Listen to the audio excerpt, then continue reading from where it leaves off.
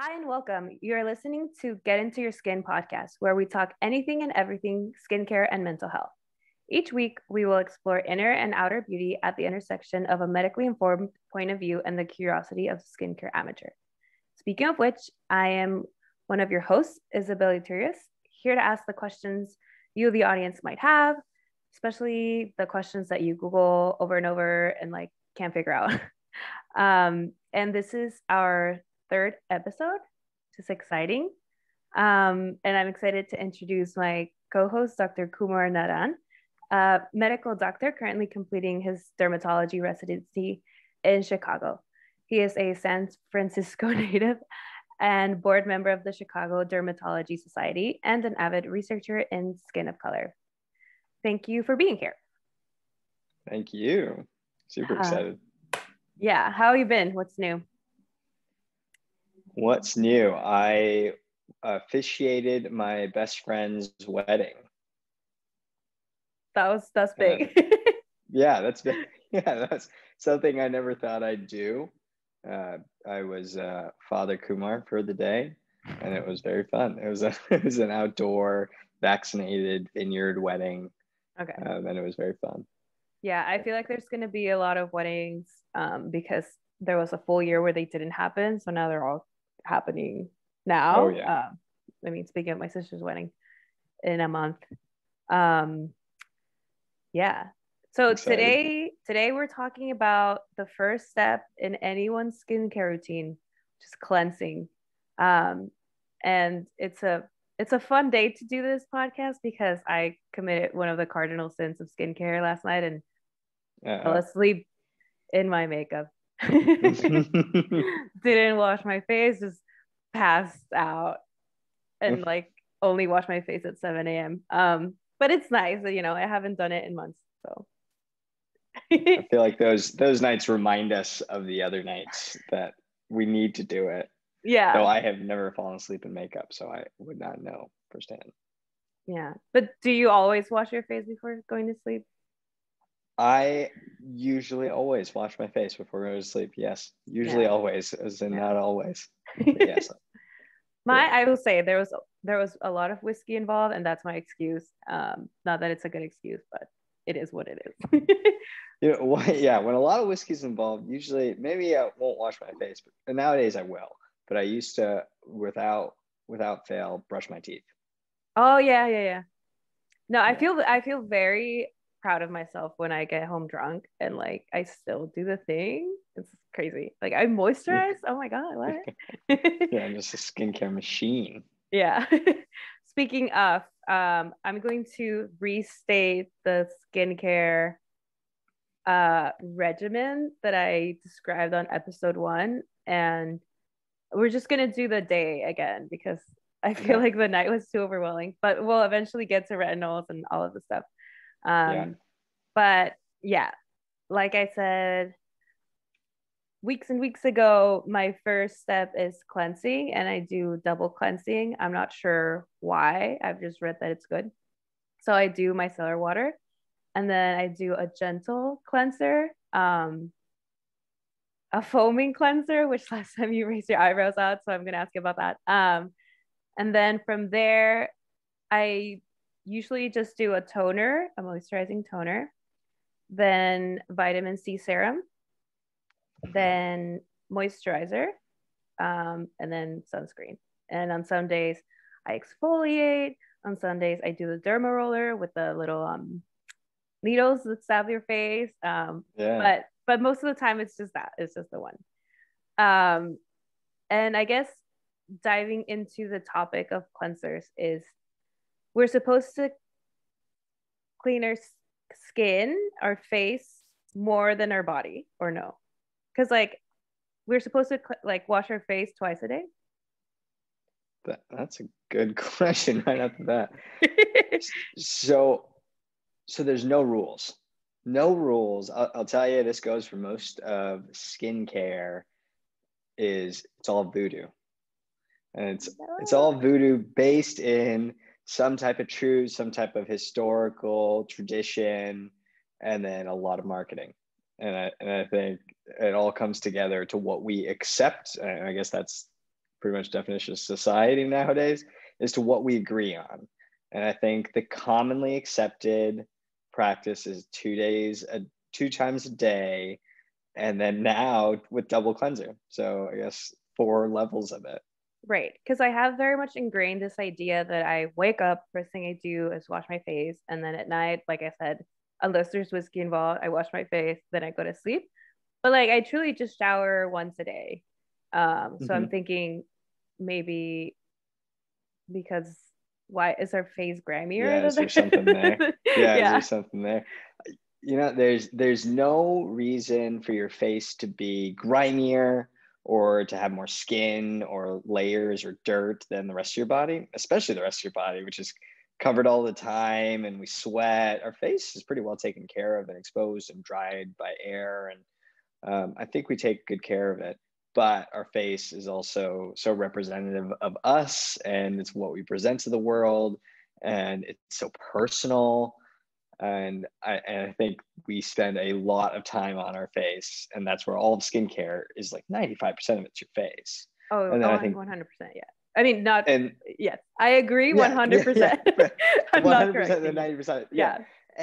And I think the 5% they touch on other stuff, but skincare is so popular with the face, and dermatology I think covers the rest of the body, for more medical, but cosmetics is so face. And so okay, when you wash 2 times a day and you're doing the double cleanses, how do you feel? Do you feel like you should be doing it? Do you feel like you like it? Your skin doesn't like it? I feel like I do it because it's sort of like what I read that I'm supposed to do. Um, Sometimes I think it dries out my skin, which is kind of something that we will talk a little bit about later, but it feels like it dries out my skin to wash it so much, and then I have to put on the moisturizing toner to moisturize it. Do you know what I mean? Like it feels like Yeah. I'm doing something and then putting another product to like reverse that. But I am more scared of like having a dirty face, or like I don't know Sure. if like it'll make me break out, so that I just like do it. You know what I mean? Absolutely. Absolutely. I think we are so scared of being dirty in our society. In Western society, there's a concentration on being clean and clean cuts, nice and neat, wearing collars, wearing dresses, and keeping your face perfectly clean at all times, and your body too. And I think, especially minorities, we were talking about this last time, that minorities, there's a lot of stigma with being clean, but we probably as a society most likely err on the side of washing too much, because we don't need to be perfectly clean, and it's impossible to be perfectly clean. And I think we can take a step back and still accomplish the same But goals. Kumar, how are you saying this in the age of COVID? I know. What if True. there's a COVID particle on my face? No, I'm kidding. If COVID, I know, but I think that's a great analogy. It's if COVID wants to get to you by climbing on your face, COVID will get to you no matter how many times you foam wash your face with micellar water. That's not what's going to stop COVID. And so, but that's a really good question. So okay, so now you started doing the cleansers twice a day, and you're doing the micellar water. You feel like sometimes it dries out your skin. Do you feel like there's one part of that dries out your skin? Is it the frequency, or is it the things that you use? You know what I realized is more that so I wash my face in the morning and then at night. And then I shower after I work out, kind of usually around like 3 p.m. or something like that. And all my face gets wet again. And then that's when I feel it really dry, and then I have to moisturize it again. So I feel like there's something about just water that dries out. I don't know if that's a thing. Yeah. Water dries out your skin. But why if it's humidity? I sleep with a humidifier. Does that mean I'm Yes. So that's a great question. And so you sleep with a humidifier because water all around you will moisturize your skin. It's like being a sponge, and you're absorbing all the water. Yes, But I want to be a sponge. yeah, But what water splashed on your face, especially hot water splashed on your face or splashed on your body, that opens up the skin, and then you start losing water. And then there's just air. There's no more water all around you in order to humidify or to moisturize the skin. And so you start drying up, and pretty much think of evaporation. It is evaporating through the holes in your skin that you've opened up in order to clean your pores, but you've opened up, and now you're losing water. And so you can get drier. And then also the osmotic balance between water and what we have in our skin is different. But yes, water dries out your skin. pH comes into play. There's so many factors, but that's a basis. Which makes sense. I was telling you off air that I've been crying a lot and that it dries out my skin. So I guess tears are water. I don't know. That's a very emo concern. I know. I think tears are water of the soul. And yeah, it's so drying. And I think not just on our face, but also with eczema. People love to shower, right? We're talking about washing our face twice a day. We don't even need to shower every day. That's also possibly a myth, right? That we can discuss. Okay. Yeah. Cause I'm like,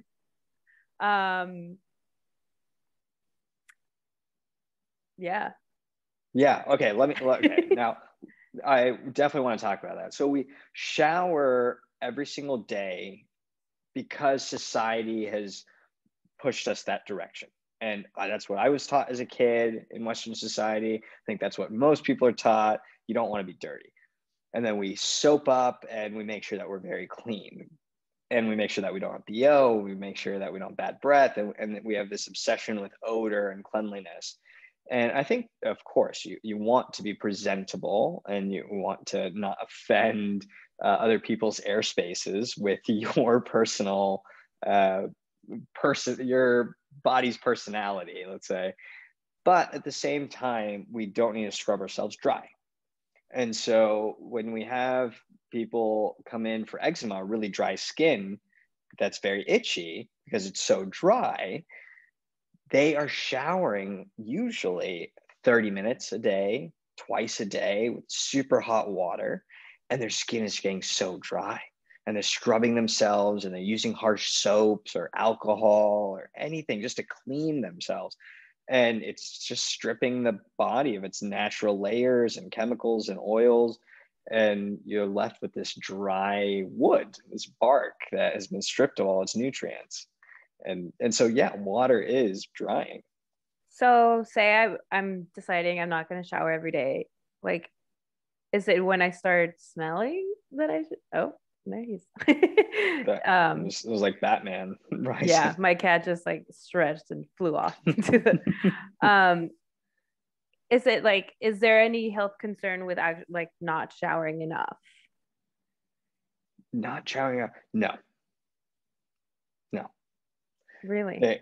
There is, as far as the skin is concerned, right? And as far as I understand, any system that I don't think is affected more so than the skin, if not showering every day, there's no part of you that will get worse or you'll start having increased death rate or infection or anything like that if you don't shower. You might smell bad. Yeah. And yeah. People might not want to stand next to you, but you won't get hurt by it. Yeah, no, it's funny, and not to bring it back to vaginas, but I was prone to yeast infections, and my gynecologist basically explained that like there's no soap that should go in there. Like obviously not in there, but like not even around it. And it was just so shocking to me because like obviously there's all these messages about like having a clean vagina, and then the jokes when we were in middle school were like, oh, if someone's vagina smells like disgusting or whatever, like we just grow up with this idea that like our vagina has to not smell like anything at all. If it can smell like roses, then we should wash it. And she was explaining to me like water at the most, and not even like inside it, like it's a self-cleaning thing.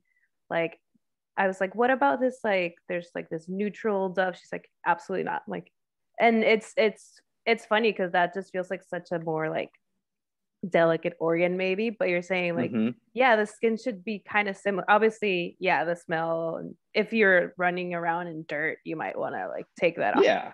But Oh yeah, absolutely. I think if you are running around dirt, or even if you work out, you definitely want to clean the skin. And if you're sweating, especially where your skin touches skin folds, so underneath your armpits, in your groin, if you have stomach folds or underneath your breast, all those areas, it holds on to dirt and skin longer than the rest because it just okay. doesn't have air to go out.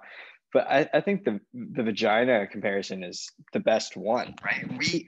I don't even have one, and I was conditioned when I was younger to think that it'll be like a flower and it's supposed to smell wonderful, and you see it in, I don't know, adult cartoons or movies, and imagery when we're younger, that it's supposed to be this magical clean thing Yeah. that you take care of. And I don't think we have that same imagery around penises, No. or that I don't think I was ever told that Yeah, that's I what was the like, yeah, condition I'm is. not gonna get graphic, but like like ball sweat. I mean, okay, yeah. And it's real. And it's real. Not It's to shame anybody out there, but it's like the expectation that vaginas should have no smell, which like a normal vagina with a microbiome like that is living like smells like vagina, but you're supposed to smell like nothing. yeah. So Yeah, absolutely. And the microbiome is huge. And I'm a huge fan of the gut skin connection, gut body connection. I do think it is part of the future of medicine, and we're just starting to understand it. But wait, can you we explain know, what microbiome is? Because I like yes, know that it's a word that I use to explain certain things, but I don't know exactly what it is. yeah, absolutely. And this is gonna break some people's hearts, but nothing in this world, nor you, nor your skin, nor your gut, is perfectly clean. Everything is covered in bacteria. And everything that you look at on a microscopic level, I think you would be scared to see how much is crawling around.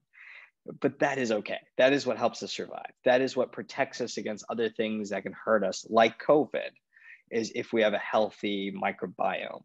And that protects our skin, that helps us heal. It's so many things. It could also cause problems when it overgrows or it becomes imbalanced, like anything else Like in a our yeast body, on our infection. body. Exactly, like a Yeah. yeast infection. And so when we have a gut microbiome, we know that when we use antibiotics, it scrubs the gut microbiomes.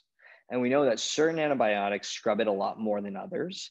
And that allows for super infections like C. diff that are terrible infections that'll can kill people just because the gut flora has been wiped out and now they have diarrhea until they die because they can't hold any nutrients. It's absolutely insane uh, and scary and difficult to treat, and it spreads like wildfire. And so it's because it's incredibly infectious. So that has to apply everywhere else, right? You scrub hard enough and you get rid of the stuff that is naturally good for us, naturally protecting us.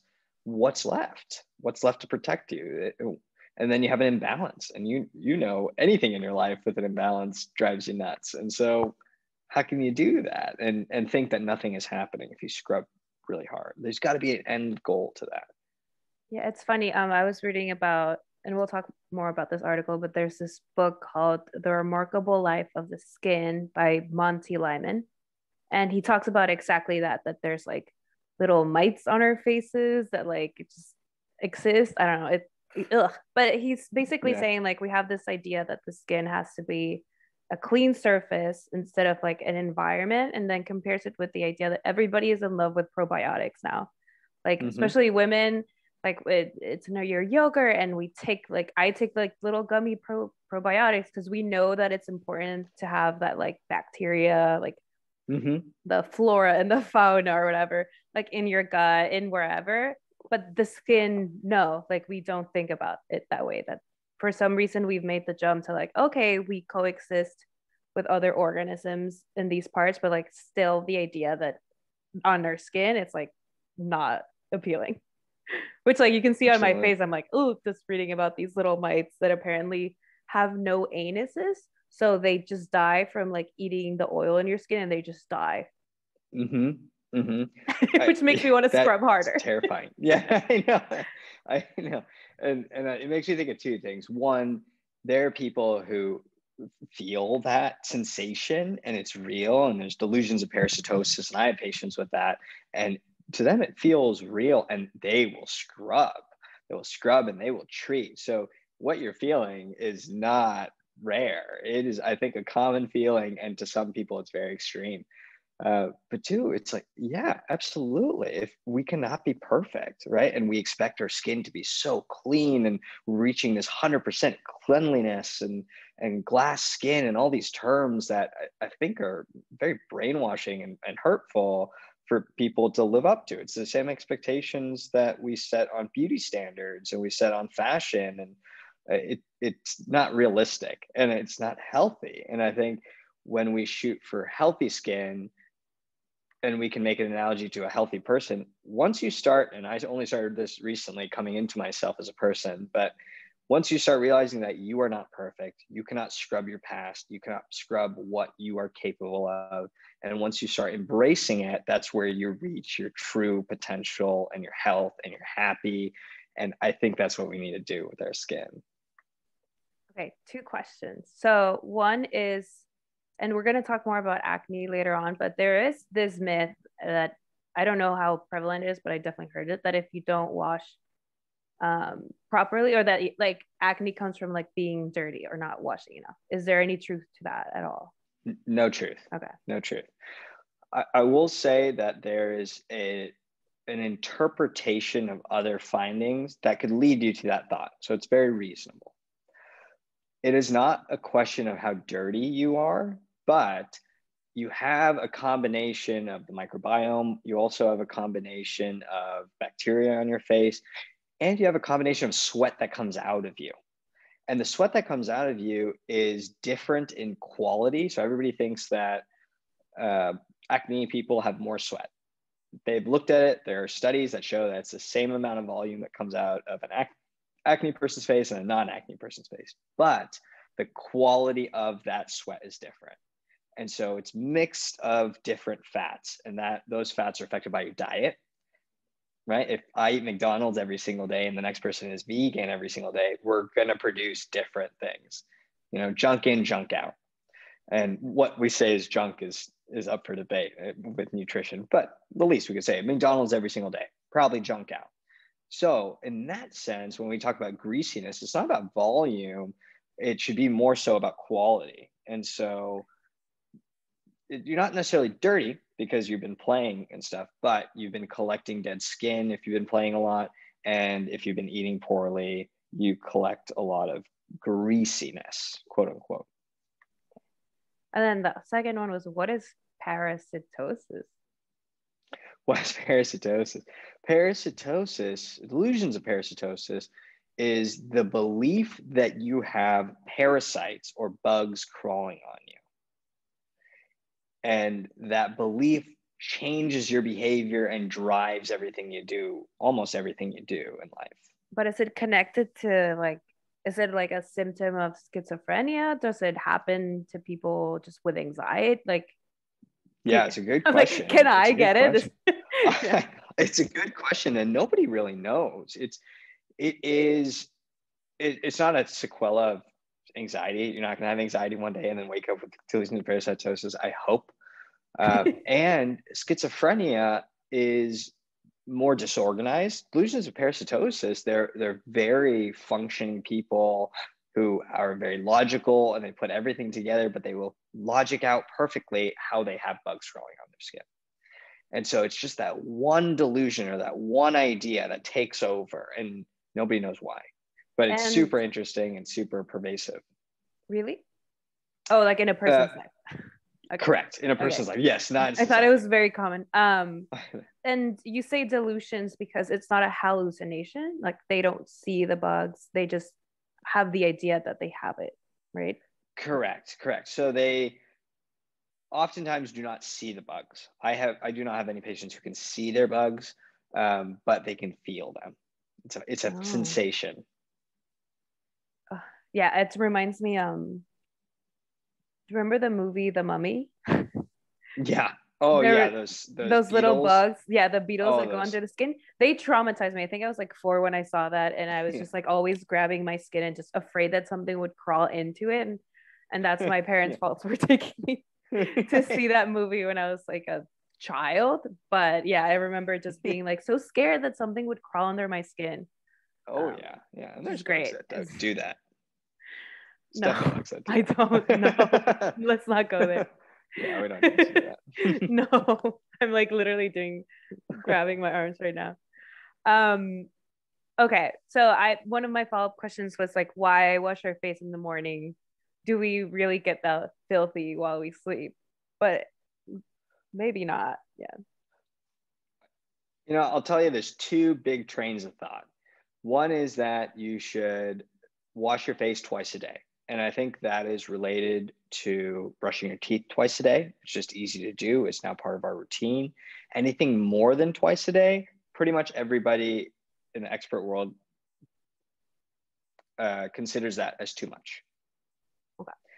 So 2 is pretty much it, unless you're playing heavy sports or you just rolled in mud, literally. Yeah, of course, wash yourself off if you'd like to. That doesn't count. But regularly, more than 2 times a day is completely unnecessary. And then now a lot of people are moving towards, or a good group of people who believe in natural medicine and organics and letting the body recover from all the stress we're putting on it. They believe that we should only wash our face once a day. And I did not thoroughly think about this before I started doing it, but I only wash my face once a day. I use a long acting medication, or let's say topical, that acts for about 18 hours. And so when it does that, there's no need to wash it off in the morning. I wake up, I splash a little water around my eyes and my mouth, because I think those areas are more sensitive and can use a little pick me up. And then I put moisturizer on, and I can put other topicals, but I still have the active topical from the night before. And I didn't sweat at night. I wasn't running a marathon. I was sleeping with a night mask. So maybe it traps a little stuff there. But other than that, I sleep face up like a vampire. So You sleep, I wait, don't, you sleep with a what mask? Like the eye mask? Like that? an eye mask. Yeah. Oh. Yeah. And, uh, and I cross my arms and I fall asleep and I You close my eyes you and then I sleep wake up like that. like facing up. Yeah. And I think it freaks out every partner I ever Yeah. had. No. And I warn them ahead of time that I will just open my eyes at a certain time and then get up. And that's literally what happened. And so there's no need to wash my face in the morning. I don't find so. And I think part of that because I'm so busy in the morning, and I only started doing that 8 months ago when I started my new job, is not washing in the morning. And I have found that my skin feels so much more dewy and ready for the day. And I don't feel like it's getting greasy or dirty unless I play sports or I'm running around in the afternoon, evening, and then I can feel it. But I think I'd feel that anyway. So I really like and favor now washing once a day. So as you're saying, I'm thinking maybe I should do that. But and this is the problem again, and we'll talk about it more with like the multi-billion-dollar beauty industry that I also the last step of my night skincare routine is an oil. Mm-hmm. So that you definitely have to wash off in the morning in order to put the other products that need to go on your face. Yes. I Yeah. think, yeah. Yeah. And it depends what you're washing for. I think Mm. if you're washing to get rid of a layer so you can put other layers on, absolutely, because the oil will be a barrier. But cleanliness, I think it goes, I want to hear more about this multi-billion-dollar industry, cleanliness, because I think that is super interesting. Yeah. And we will. I did have the question of like, so sweat is understood to it needs to be washed out. Like it's not good to sit in your sweat. Sweat, there's no benefit in sitting in your sweat. Okay. So it's But is it it helps harmful? wash up. Is it harmful? It is not harmful to the skin, as far as I understand. Okay. I think it'll collect and it'll induce body odor. It can clog your pores theoretically, but less and less do we actually care about the clogging of the pores. And we understand that it's more of a microbiome issue, a health issue deeper down, and it's not just a scrubbing process that you did or didn't do. And so I think another part of what your routine was a foaming cleanser, right?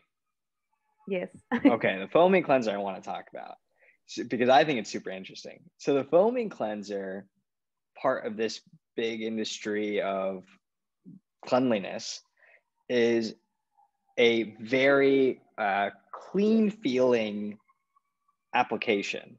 When we do it, we feel like we are scrubbing, and you can see it, and it bubbles up, and it looks so pretty. But in order to make any liquid foam, you have to put a chemical into it. There's nothing in our environment that foams naturally. But everything is chemicals, right? Correct. Everything is chemicals. You are right. But you have to add a very potent chemical in order to make it foam, an unnatural potent chemical. And because nothing naturally foams, we can't trap a bottom of a waterfall or a wave into a bottle. We have to add something to it to make it foam at that moment, because it comes as a liquid. And so when you're doing that, oftentimes they're putting in, well, we don't need to go into exact molecules, they're putting in sulfates, but those sulfates are very potent astringents, which means that they're potent dryers of the skin. They're chemicals that make it foam, but at the same time, they're drying you out. And so it feels like you're getting really clean, but at what cost? Right. And I think they look cool and they're beautiful, but that's one of the first things that I tell patients to get away from is foaming. I'm thinking like, how much did I spend on this thing that I'm gonna have to throw? No, but I think that this is so interesting that like everywhere I see you should do a gentle cleanser. They're all foam, and there is this need to sell other products that hydrate, right? Like I do the moisturizing toner. Sometimes instead of the vitamin C serum, I do hyaluronic acid, which is supposed to be also like hydrating. So there's just this huge emphasis on like hydrating your face, but here's a cleanser that you have to use that's actually like drying you out. Like that's kind of genius. if there is a Machiavellian like goal, which I'm gonna put on my tinfoil hat. Like I think there is, because like that's what marketing is. And you have to continue to grow and grow and grow. I'm just like, I'm with you. Beautiful word, by the way, Machiavellian. But I think I'm with you. I mean, I tinfoil hat. I have plenty of them, and I think there's a greater industry, and I think there are companies that spend billions of dollars figuring out how to market properly, and they are so good at it. And in order to sell you trillions of dollars worth of material, and the cosmetic and beauty industry is $1 trillion industry, and that's not dermatology. That's not fixing health problems. That's just selling you stuff to make you go from pretty to beautiful, quote unquote, right? That's the whole system. And so, yeah, I'm with you. I think, so what products, do you think you collected because of that? Oh, I mean, I used to wash my face and then with one of those, oh my God, this was so bad. Like those exfoliating one with the little, how do you say, like little drops? I don't like the little scrubby thingy. Like an exfoliator, like a physical exfoliator that had like a minty feeling, if that makes sense. Which I think when you were talking about how like the foaming cleanser just makes you feel cleaner, I feel like having it wasn't mint, maybe it was. I think it was. I don't know. Minty. It was minty, and I feel like it just felt cleaner. Fresh. Right. It was menthol flavored. Like I think it there's no need for that, but it definitely makes you feel better, right? And then I would just do a moisturizer, and then eventually did the SPF. But like the toner and the serums, I had no idea they existed. I feel like I've seen more TikTok and Instagram dermatologists talk about vitamin C as like actually helpful. But toners, I've never seen any hard evidence that they help. I just do it in case they do. in case they do. And it's everybody's doing it. So you feel this rush of, okay, I'm getting left behind. And if everyone's doing it, then there must be something to it. And I think that's the genius of marketing, because it's so hard nowadays to tell the difference between what actually works and what doesn't. What do we believe in, and what are we just trying as a fad? It's so overwhelming when you get on there. I think this is a good time to bring in so a phrase that I commonly will say is, I read this article in the New Yorker, but this one I did, and then figured out that the author is Brooke Jarvis, and this was published in July 27 of 2020, and it's called Rethinking the Science of Skin. But it's a summary of two books, and one I already mentioned, but there's one called Clean: The New Science of Skin by James Hamlin. And he talks about not having showered in 5 years. He rinses off every so often, but has not showered. Says he smells like a person, which we don't know what that means. But basically, he talks about how in America, soap for the skin only came into the picture in the 19th century, that there was leftover like animal fats from the meat industry, and so they created soap for people and then had to figure out a way to market it to people. And so that early soap companies were the ones that developed like marketing strategies that we have today. And the very fun like little trivia that now I love to tell people is that they were doing sponsored content. So they had TV shows sponsored by soap companies, so they became like soap operas, which is why now we just call them that. But the first one was funded by Procter and Gamble, like it was a soap company, and now we just call them soap operas, even though they're not really sponsored by soap anymore, and it's just wild. Wild. But part of it was creating fear in people that they weren't clean, that the term BO only came in the marketing of that pre 19th centuries, 1800s, but like pre before television, all of that, like the term BO didn't, which is body odor, wasn't a thing that people were talking about until there was a need to sell soap. And so now we don't like it when people smell like people, but it was not a thing, Not a thing. Oh, yeah. Tinfoil hat not needed. I think 100% true. Like, and same thing with halitosis. My dentist friend was raving about that. Was halitosis is completely made up marketing term for bad breath. They just gave it a medical diagnosis, and their objective was to induce embarrassment in women. And they had all of these very sexist ads about how it's like guys walking away from dancing with a girl and smelled her breath or smelled her armpits, and that's where they get deodorant. And so their marketing is genius, and they had those ad men, right? Mad Men is based on all the, and it's just, and they preyed on embarrassment and fear and stigmas, and then here we are. But and especially to women, that's funny that ad was that way.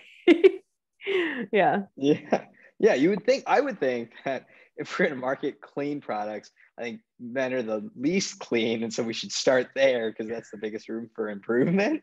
But I guess they went with women. I feel like because we're also just, and this is another like feminism, but no, it's we're just so much more accustomed to being valued by our appearances, what we look, just our physical. I was talking to a friend about this. It's like sometimes you walk into a room and like women are thought of as ornaments, right? Like, what have I have to offer? What am I wearing? What I look like? If I smell bad? And men are more often valued by like what they do. You can be a funny guy, you can be the smart guy, you can be like athletic guy. But if you're a woman who's ugly or ugly, quote unquote, but you're funny you're not gonna get very, you're not gonna be like the funny girl. Like there's so many times that women, we go out with a guy who's not good looking, we're like, but he's so funny, or but he's so smart, everything. Mm-hmm. And with women, there isn't that as much. There's not. You know, it's like if you're not conventionally attractive, it's just way harder because it's like that's what you're valued on. And so I think, I mean, especially with skincare, I think it is starting to like spread to men, and I will say like in the gay community, which they also have a lot of Mm-hmm. the same issues as women with like eating disorders, body dysmorphia, Mm-hmm. that the skincare thing is like really big. Yeah.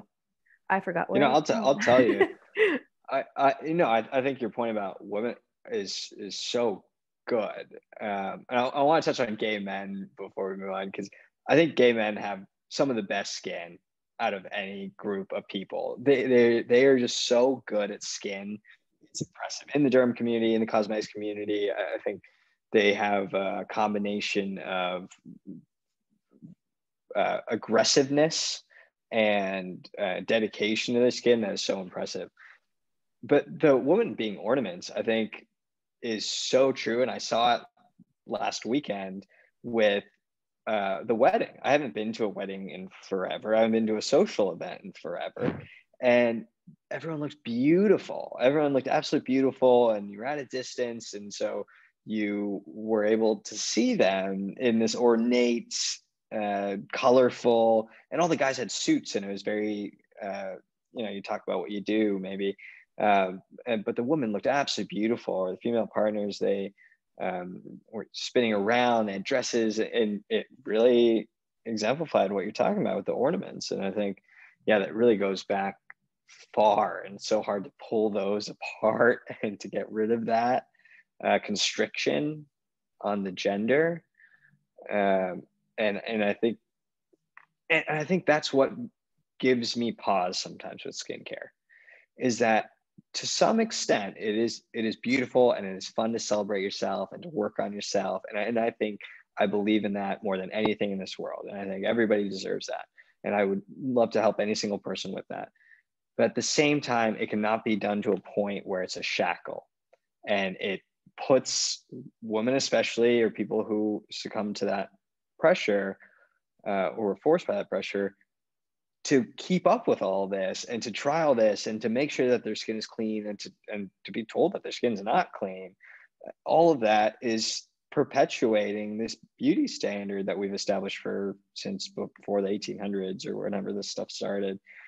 And so that stuff makes me hesitant at times when discussing all this, because ultimately it's about decreasing the amount of stress that you have to make you happy, so that you can be who you want to be on the inside, and contribute what you want to do. And so you can walk into a party and not just be an ornament, and to provide yourself and others, your true self. And so that's what, the double cleansing and the foaming and the micellar water, some of this stuff is really cool. I mean, a lot of it's really cool, and I nerd out about all of it. But when it starts causing anxiety, always too much. Yeah, that's yeah, I wonder if we should do an episode on like what brides do with their skin like before the wedding, because I know, yeah, not to name names, but there's like Botox and changing, like some people get surgery, teeth, blah, blah, blah, and it's like so wild that the day when you're like marrying the love of your life, or you're uniting two lives, whatever it is, that it just becomes so fixated on what you look like. Especially like the bride has to, like the first thing they ask is like, oh, are you going to go on a diet? It's like it's wild. And the other thing, yeah, it's so funny that you talk about like skincare up to the point where it causes anxiety. Because I recovered from an eating disorder, so I think I did a lot of work on not on moving away from valuing like what I look like as that being like my value, right? Like I think personally, and what I know from a lot of people is that when you recover from an eating disorder, you're saying like, I'm giving up on the idea that I will be like this thin person that I always wanted to be. And so you kind of have to say, okay, that's not what I offer anymore. What else do I offer? And like it's so liberating because you're like, oh, I'm actually really funny, or oh, I love reading Dune and I can talk to you about that for hours, whatever that is. But then, um, and I think the pandemic had something to do with it. With, like I said, that's when I started getting into skincare. And then there's all these stresses, and there was a time where I just was not going out into the sun at all because I was like, the sun is bad. The sun will age me. I need to be young forever. And so if I walked outside, I was wearing my mask, sunglasses, a cap, like just not being in the sun at all. Yeah. To the point where it was like kind of like I just started to have these intrusive thoughts. Like if I woke up and there was like light coming through my windows, and I was like, but I haven't put on my SPF Mm-hmm. like through the windows, like at 7 a.m., just really wild. And then I went to get like some blood work done, and my vitamin D was low, which is Mm-hmm. also affects your mood. So Yeah. yeah, it's like, yes, we're SPF, yes, don't suntan or whatever, but I realize I have to check myself because I have a lot of like tendencies towards OCD that I have to be, oh, wait, I'm actively avoiding the sun and I'm not deficient in this vitamin D. It's like I have to reel it back. And then like, okay, going out during the day and not wearing a hat. This is who I am. Yeah. Yeah. Find a happy medium. Yeah, yeah, yeah. Intrusive thoughts. Yeah. As soon as I think that is such a good therapy word that I do not fully understand because I have not experienced it to a point where I uh, intellectualized it and discussed it. And I think it is so powerful to figure out when something is intrusive in your life. Yeah, I think because we all have things that we get worried about, that we think about. I think the line for me is like when it is stopping you from living your life as you wish. You know what I mean? Like Mm-hmm. especially with eating disorder, like disordered eating, which is not an eating disorder. It's so prevalent in America. It's I think 75% of women have it.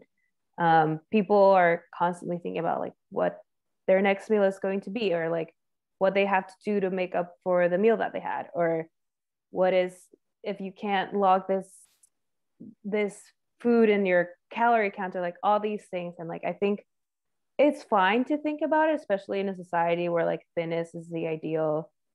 But when it's sort of like, oh, I don't want to go to this dinner party because I don't know the calories that are going to be in that meal, or Mm. if you're having fun with your friend and you're worried about like, well, are we gonna, I'm supposed to like eat within this diet or whatever. That's I think when, like for me, it was like, oh, I'm worried about like the sun coming in through my blinds, and like actively like not going outside because the sun is going to age me. That's when I'm like, all right, that no, I need to like put a stop to that, because that's when it's too much. Obviously it's good that I think about it and then I put the SPF, but when it's kind of like starting to drive my behavior in a way that doesn't really make sense, that's when you have to be like, I spot you, I need to like Mm-hmm. recognize it. And then it intrusive thought by definition is you can't put it away, but you have to recognize it and ignore it. Mm-hmm. Yeah, I feel that. And I think you learn that with age. I had that thought with my skin actually early on, and that's what drives a lot of my passion with my research in skin of color. Is that when I was younger, I was dark. I mean, I used to train for tennis, and I'd go for the summers in Sacramento, and I'd be out all day. I didn't wear sunscreen, and nobody had any awareness for sunscreen and sun protection in the dark skin community.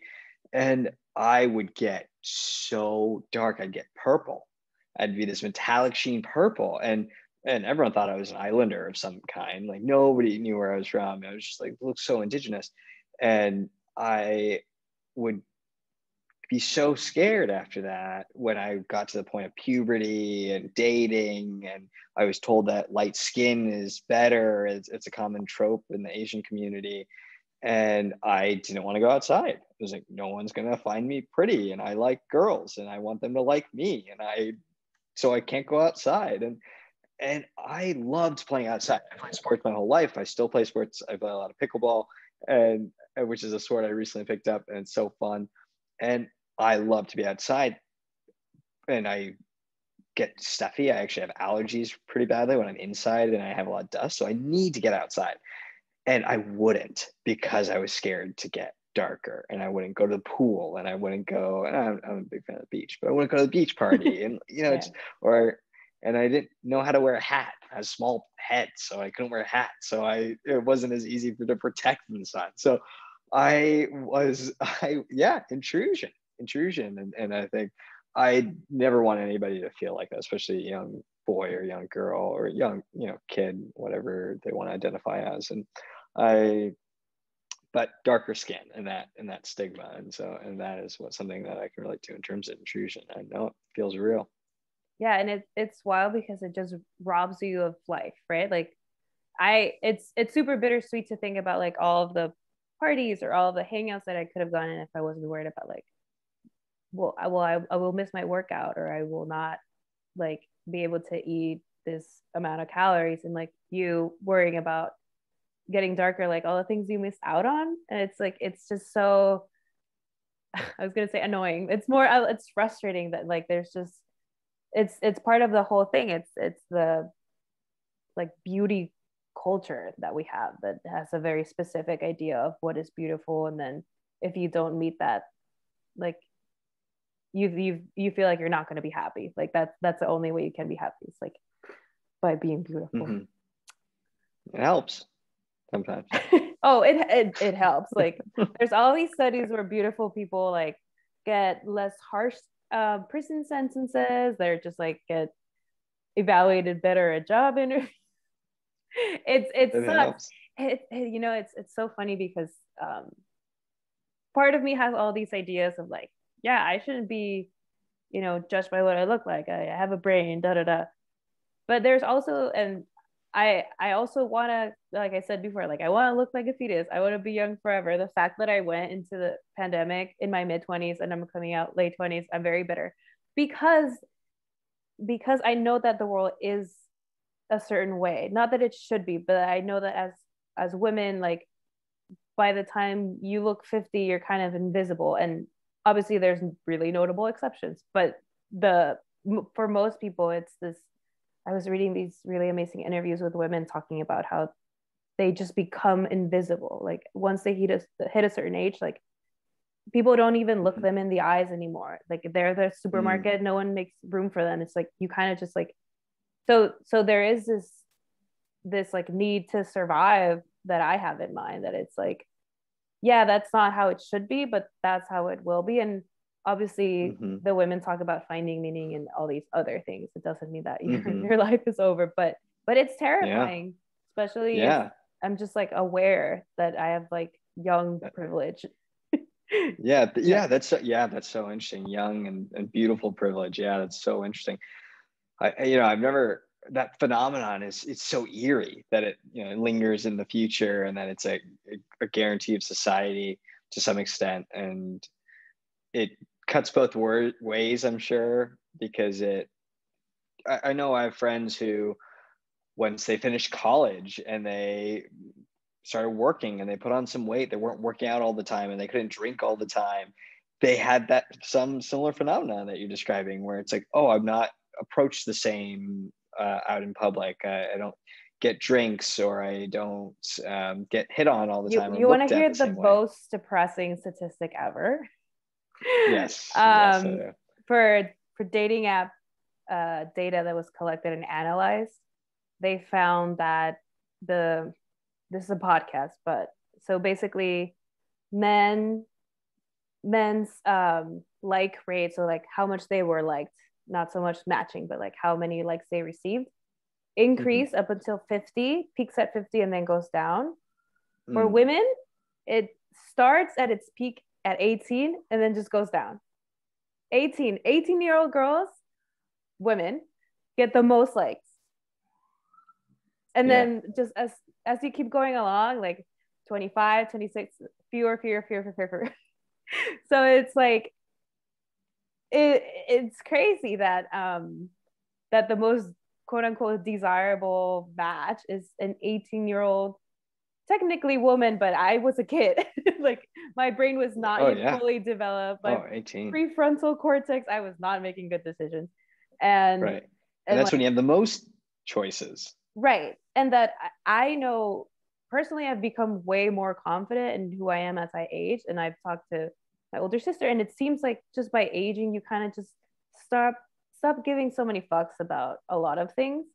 Mm-hmm. And it's those women who are having trouble finding a partner, myself included. But Which is so ironic, because I think that is the confidence for anyone is such a sexy trait, to start finding yourself and be more confident and knowing what you want, and yeah, to be valued less than when you're younger and more naive and 18, a teenager. It's okay. So now my friend told me this recently, and I feel like it's related to what we're talking about. Is he is on dating apps, and he has found that, and I have not been on dating apps for a while, but he has found that uh, all the profiles are very similar. All female profiles are very similar, very developed, very well curated, very advanced. Whereas male profiles supposedly are not that great, and they're not advanced, and they're not curated well, and they're not that similar, maybe for better or for worse. And I never noticed that. And then he showed me, and it seems pretty darn true. here's what I think is happening is that men create profiles with the male gaze in mind. They put in their Okay. profile what they think, what they would want to Is see. They will put a picture of themselves shirtless because they kind of uh-huh. want to see women like showing off their bodies. Uh-huh. So they think Uh-huh. we want to see that. You know what I mean? Right. And And to clarify, you do not want to see that, or you do? I personally do not like it. All those gym pictures, I hate them. Automatic swipe left. I'm also a very Gym judgmental pictures. judgmental person on the apps. I'm just like, no, no, no, no, no. Yeah. Yeah, no, there's so many And when people you say taking gym pictures. pictures, are they like working out or? Yeah, they will take pictures of themselves just at the gym, just like with like those muscle shirts. Some are showing off No. their, yes, their legs. I mean, No. oh, I will send In the you mirror, or like a friend is taking a picture of them? in the mirror. I will send you the best ones. There's just a very amazing ones. They will post pictures of themselves like with a large group of friends. You don't know who they Uh-huh. are. They'll be Yeah. drinking beer. It's just like it Yeah. looks like they're trying to rush a fraternity. And Yeah. like women were looking for, is he going to, like, I'm not speaking for all women, but like we're like, oh, like, does this profile say stability and protection? Probably not. Reliability. Right. Really listen. And with women, I think we are so much better at taking photos just because we kind of have to be, right? Mm-hmm. um, Mm-hmm. and that was something else, and total sidetrack, but remember how we were talking about how the face is just a focus? Mm-hmm. I wonder if it's becoming more intense now that we're FaceTiming so much and taking selfies, Oh yeah. like we're not showing up for all of our body, like it's just so focused on the face that I, and now with filters, it's just like you want your face to be perfect because it's like what everybody sees. Yeah. Um, I think there's an old Japanese proverb that I absolutely love, and I saw it with a piece of art, and it's that the Japanese tradition believes that you have four faces. One you show to the world, one you show only to your closest friends and family, one you show to yourself, and one you and no one ever sees. And I think, to me, it describes that the proximity to which you keep yourself. And so when we're doing all this FaceTiming and Zooming, it feels like people are so close to us in our face. And it feels like that those layers that you can keep, those faces that you can keep distance between you and the world is getting shortened. And it I think induces anxiety when somebody's that close to your face, right. unless there's somebody that you love. And when there's so many people, it feels like you can be judged so easily. And so I have patients who come in and be like, they say just that, I mean, not in all those words, but they say what you're saying, where um, they're always on Zoom, and they're thinking about their face a lot more. And I have a lot more patients coming in for acne and for smaller things. Yeah. No, and also I feel like the majority of people, could be wrong, but like when we're FaceTiming, we're looking at ourselves. You know what I mean? So it's just like you're kind of having a conversation with your sister or whatever, and you're looking at your own face. It's like really just not something that when you're okay, I was wearing yoga pants that do not match because I was like, my leg will not be in the frame. Um, but that when I'm having a conversation with someone in person, I'm not looking at myself. I'm seeing their reactions. I'm paying attention to their body language. When I'm Yes. talking with Yeah. someone over FaceTime, I am looking at myself. Even, you know what I mean? Yeah. It's just so focused on what you look like. And then I'm And with sure, selfies, yeah, we're taking pictures, looking at ourselves, and like, oh, I don't like that picture. I don't like me there. there's there's this thing on TikTok that's happening where you put a filter um or an effect. I'm too old to know the difference, but it basically shows you on your camera what you look like. It inverts you. And what? It's like inverting. So basically, when you Okay. look at your front facing camera on your phone, where when you're FaceTiming or taking a selfie, it's Yeah. showing you like in inverted. That's not how people see you, right? Right. So there's a filter or an effect on TikTok that switches that so you can see like how people really see you. And Oh, it's gotcha. super weird. I did it and you look like a different person. And it's like Really? it's kind of like you go through an identity crisis because you're like, I do not look to other people like how I think I look. Because that's the thing about the mirror or the front facing cameras that's that's not what you look like. You know what I mean? Mm-hmm. Yeah. Yeah. That is so trippy. I would love to see that. I'm sure that I am not technologically capable of getting myself to that point where I can see it. But if somebody shows me, if one of my younger friend Yeah, find cousins showed yourself a me, Gen Z, find yourself a Gen Z demand. right? They will know exactly what you're talking about. I know. That's so funny. I When I was on the dating apps, I had set the age range. There at some point it was like post college age range was just too young for me, that I just knew that at some point I got to where I was like, I'm just going to disappoint you. I do not have the energy nor the capability of messaging consistently or being connected in the same way. And that's when I realized, uh, crossed over. Yeah. Oh, and you went off the app. That's not why I went off the apps, but Oh, I okay. did remove that age range where it's just like, this isn't good for you, this isn't good Okay. for me, nobody's gonna be happy. Well, let's not do it. Yeah. And then the last thing is, I'm sure you've heard about this, but there's all these filters on Snapchat and Instagram and um what else? TikTok that just make you prettier.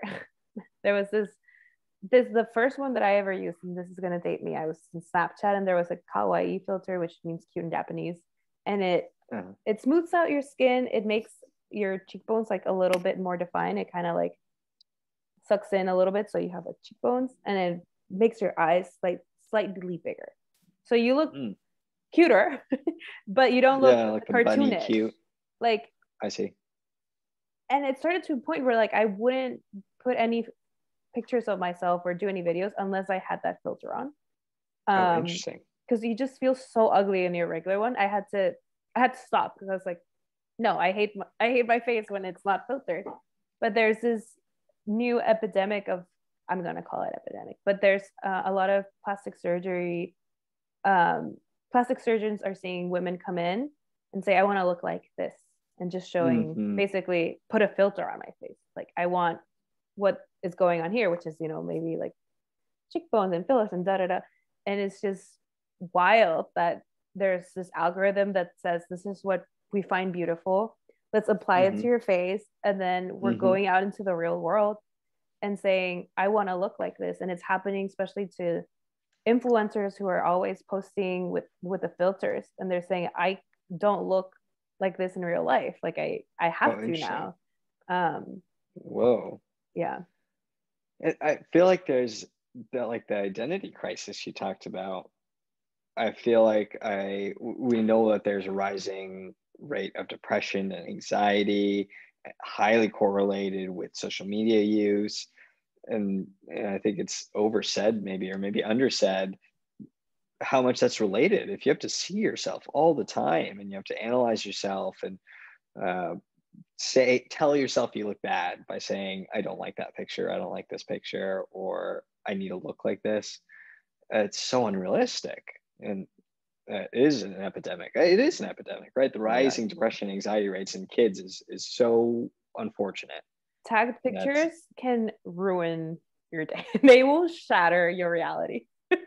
Tagged pictures? Yeah, I've been recently getting tagged by my sister, wedding events, and I just see a picture and I have to do everything in my power to not untag it because it's a big celebration for her. But I look and I'm screenshot it, send it to my friend. I look pregnant. What's happening? And this is just like what you look like in a split second based on the lighting. You're two-dimensional, yes, two-dimensional, which is not what I am. I'm, like when you see me in person, I do not look like that picture. And it's just so hard to understand because it's a picture, but no, it's like it depends on angles. Again, you're not flat. So it's just like, but we're looking at ourselves being flat all day. And then I don't know. I love we've the derailed from Glenn. I know. I don't know where we started. No, but go ahead. I do want to get back to something term related at some point, but because nobody wants to hear me talk about influencers. I do love when I see pictures of influencers who say, "Oh, this is what my body looks like with this angle, and this is the same body without the optical illusions that you do with clothes and angles." And I think it goes back to dating apps. When I first started dating apps, I got catfished because I didn't understand angles. I went on a date. I could not even say. That's misleading. Is it not the same? I don't know. I guess I don't know what catfishing is. What's catfishing? Catfishing is me using your pictures, like just a completely different person. Oh, completely different. Yeah. Well, they look like a different person because when I showed up, listen, we did not recognize you. No, I recently went on a date, and truly did not recognize this man because we're wearing masks, and he shows up and he's a lot heavier than he was in his pictures, which I have no issue with, like no shade, but I truly did not recognize him. That's like how different it was. And I was like, until he called my name, I was like, oh my God, because you're wearing the mask. So it's like less information. But the mask can't help. but yeah, the angles of the photos has a lot to do with it. And I think women we're better at it. Oh, for sure. Yeah. What I found is men, and not to derail the conversation into dating app experiences, I will talk for hours about that. I feel that men look better in person is what I found. Sometimes I'll think the guy is not that cute. I'm like, oh, whatever. I go out and I'm like, oh my God, you're cute. You just don't know how to take pictures, which is like so refreshing. It's like under sell, over deliver, or something like that. But that's what women should be doing. We should be looking real ugly in those photos and then showing up like, that is what women should be doing. I think and I think is it okay, no, I have a question. Is it real or is it just like a joke at this point, or a combination of how much of both, that men hold a fish in their pictures? It's real. Like very real. Yeah. And I don't know what it means. I think it means I can provide for you. I'm vegetarian. I never want to see a dead animal on. No, I don't like it one bit. I don't know who does. It doesn't sound like anybody does. I once saw a guy with a shark. Terrible. I mean, and sometimes it's a tiny fish, sometimes a big fish. I'm just like, am I supposed to think it's related to something else? Like, are you making up for something? Like, I don't know. Yeah, I don't know. How do you interpret? I always see the memes and I never know. It's like, because, and I think that is so interesting that women share their profiles with each other, which I also recently learned is common, is that you can get, you were saying the males are by the male gaze, but I think it's also by our own gaze. Like I just don't have that conversation often where I show my profile to a friend and he shows me his. Maybe we do it more in privacy, secrecy. It's not that we're ashamed. I think it's just not a topic of conversation. At least I haven't experienced. But when my female friends say that they have shared their profiles and they'll do it openly and fun. And I will text a picture and be like, is this a profile picture or not? Or like A or B, or You know what I mean? I love asking my guy friends for their profiles because I'll fix them up. Our friend Khan had a ridiculous profile where he had all of his photos were from a cowboy photo shoot. So you can't tell that it's a joke. It's a good photo shoot. It's a great photo shoot, but you can't tell if it's a joke if it's every single one. That's true. And if you know him, you would know it's a joke. Yes, but you don't know him. You're judging him by his pictures. And then one time, our other friend Scott, he sent me his, and I was like, okay, take out this picture, find a picture of yourself at a wedding with a tux, find one with your mom. Like, there's just all these things that, like, he thinks like, oh, you want to see me out in wilderness and you can barely see my face. That's not what we want. Like, show us you love your mother. Show us you have a couple of good friends, but make it very clear who you are. Show us you own a tux or can rent one. Like, it's just like men are thinking like, oh, look, I'm in this, like, he's a very nature-y person, but it's like, if you can't see your face, we're gonna swipe left. I'm not gonna. I don't have time, and not the NSA to, like, you know, pixelate it and see your face and see if I think you're cute. No, you don't care about the activity. I am personally not a big nature person, so that's not a draw for me. But I think women just want to see what you look like, and guys will put pictures of themselves with a group of guy friends, and you're like, and women do the same thing. Like, we'll put a picture with two other girls, and you're like, ooh. Like, it's the worst. It's the worst when it's the first picture. No, it's ridiculous. What are you doing here? I had an amazing that's picture. Where's Waldo completely. Yeah, I had an amazing picture of myself as Dora the Explorer, and my sister was a banana, which I thought was great. And everyone's like, oh, you're such a cute banana. And I'm like, I'm sorry to disappoint you. That's my sister. So I just to get rid of it. But was it the first picture?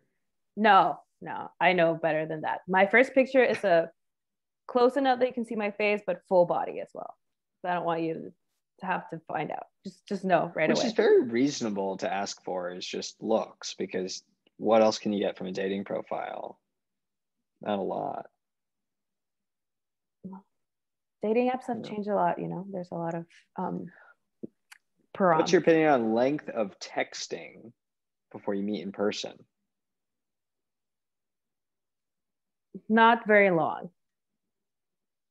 I will say a day, and then you ask me out and set a date, and then I don't want to text incessantly until then. No, thank you. It's just a check-in before the date. Say, hey, we're still on. Day before, hey, looking tomorrow. Forward to seeing you soon. Yeah. But if you're texting me, good morning, what are you up to? I'm out. I have no time. You're not interested. We do not know each other. You're not interested in my day. You're just trying to create a false sense of intimacy so that I'm more likely to sleep with you on the first date. Which you do not need to do, sir. I can figure that out on my own. All right. Talk to me about micellar water. Why is it amazing? Yes. Why is it the new rage? And why do you not have to rinse it off? Yeah, let's talk about micellar water. And I will preface this by saying that I personally do not have a lot of experience with micellar water, because it does not have a lot of medical need for micellar water. It is an invention from France that is really cool, and it's called micellar water because it has lipids or oil inside the water and that form micelles, and it's a chemistry equation that scrubs a lot of dirt away, which is awesome, and it's pretty much water. So it's quite popular even in the medical community, though we don't use it to fix anything. It is respected and it's liked, and it sounds like it's very, very popular. Yeah, I just assumed it was a naturally occurring water. I had no idea what it is. Yeah, I had no idea that it was like chemically, I guess all products, like we said, are chemicals, but I had no idea that's what that was doing. But it is what I have been using for the past year. So I think if you like it, you use it. I haven't seen anything. I think cleansing is a lot to do with what you like doing in order to get your routine going. And it's not going to make or break you. it just helps warm you up. It's like stretching, and it very much helps get everything else on the move. And so if you like micellar water, go for it. But foaming, no. Okay. So we don't have a listener question today, but I guess what I'm going to try and then report back is not wash with the foaming cleanser. Just do micellar water. Just remove one step from my routine and then see what happens. I do think that, from what I understand, that you're best suited if you do micellar water followed by a non-foaming cleanser. Oh, so double cleansing. Double cleanse. Back to double cleansing. Okay. Back to double cleanse. And I don't think we talked about double cleansing. Is Okay. that I do believe in the theory of double cleansing. What is the theory? It makes sense. Why do I do it? Tell me. So I don't think anybody's formulated this, and I can't find the origin of double cleansing. And I think there's some big proponents of it who are very popular, but the origin I'm unsure about. But I do believe them, is that double cleansing, if you're using a not chemically infused, not foaming, not aggressive cleanser, is 2 layers of washing, which is not a bad deal, as long as you're not washing for 10 minutes or forever.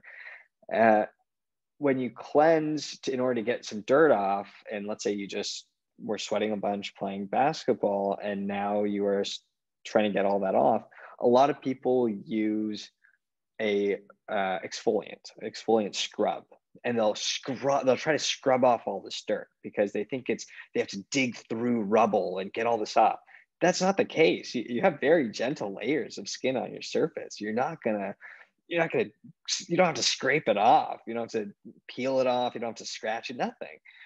You really just need to give it some time to wash off, just nice, easy flow. And so the cleansers will help break up that skin, because the skin is attached together. Even when it's dead and on the surface, it's still kind of connected. And so the cleanser will help break that apart and let it fall off.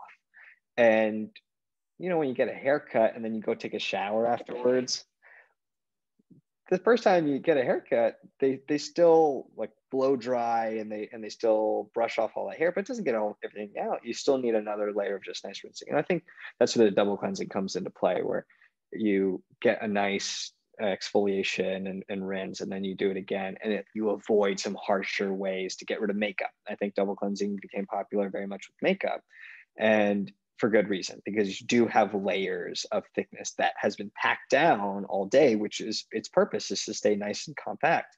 So you need to get into there and take it off.